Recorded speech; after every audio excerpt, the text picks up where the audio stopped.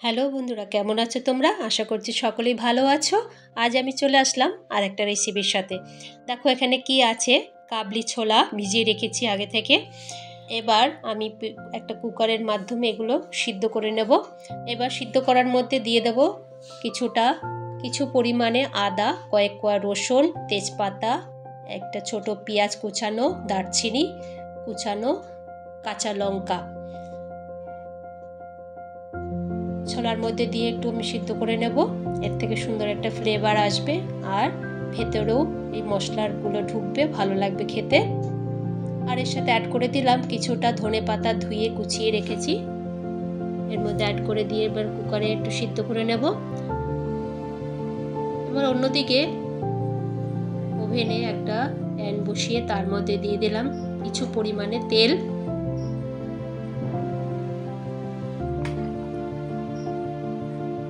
গরম হতেই তার মধ্যে দিয়ে দেব পনিরটা কেটে পিস পিস করে কেটে রেখেছি, তার এর মধ্যে তেলের মধ্যে অ্যাড করে দিয়ে এবার একটু ফ্রাই করে নেব হালকা।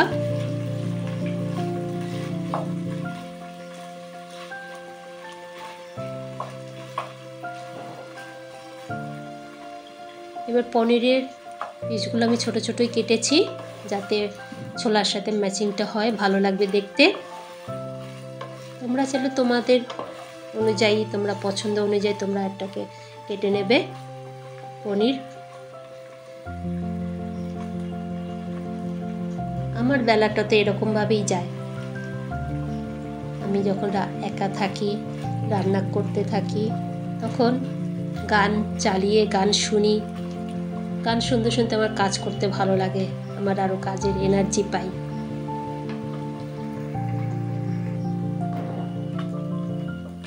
আমার বেলা যে যায় সাজ বেলাতে, তোমার সুরে সুরে সুর মেলাতেই আমার বেলা যে যায় সাজ বেলাতে, তোমার সুরে সুরে সুর মেলাতেই আমার বেলা যে যায়।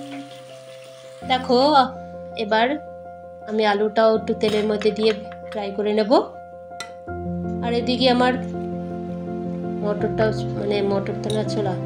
ছোলাও সিদ্ধ হয়ে গেছে। দেখো সুন্দর নরম হয়ে গেছে।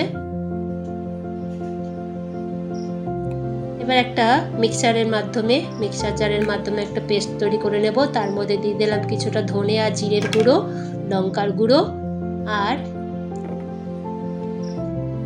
অল্প পরিমাণে আদা, যেহেতু আদা আমি আগে ওখানে ব্যবহার করেছি, আর দারচিনি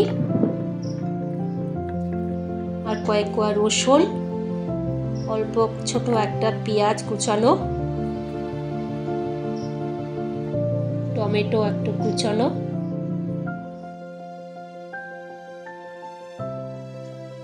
আর এর মধ্যে দিয়ে দেবো হলুদ। এগুলো একটা পেস্ট তৈরি করে নেব। আর অন্যদিকে আমার আলু ভাজা হয়ে গেছে। আলু ভাজার মধ্যে অল্প পরিমাণে একটু হলুদ দিয়ে ফ্রাই করে নেব।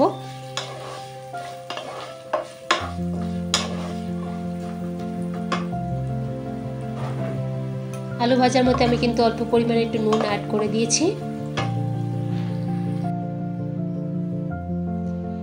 এবার কড়াইতে তোমরা তেলের পরিমাণটা তোমাদের অনুযায়ী দেবে। এখানে আমি তেলের মধ্যে মশলা পেস্ট সেটা দিয়ে কিছুক্ষণ কষিয়ে নেব।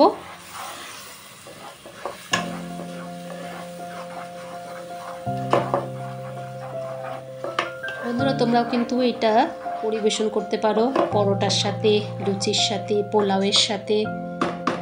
এরকম তোমরা বাড়িতে তৈরি করে তোমাদের পরিবারকে খাইয়ে তোমাদের কেমন লাগছে আমাকে লাইক শেয়ার করে কমেন্ট করে জানাবে। তোমাদের কমেন্টের জন্য আমি অপেক্ষায় থাকবো।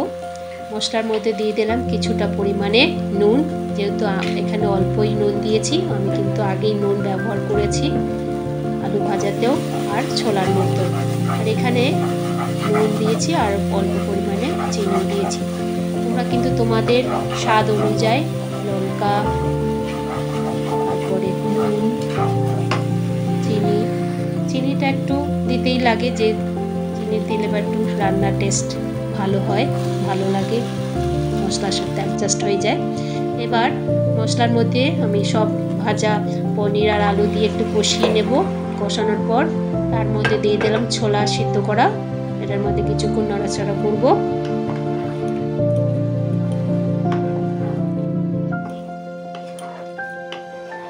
এবার একটা গুঁড়ো মশলা অ্যাড করব। এর মধ্যে নিয়ে নেব শুকনো লঙ্কা, ধনে, জিরে, দারচিনি, এলাচ, জয়িত্রী, অল্প পরিমাণে জায়ফল, অল্প পরিমাণে নিয়ে একটু হালকা গরম করে এর সাথে অ্যাড করে দেব। আর এবার তোমরা গরম গরম পরিবেশন করো। আর তোমাদের খেয়ে কেমন লাগছে আমাকে কমেন্ট করে জানিও, তোমাদের কমেন্টের অপেক্ষায় থাকবো।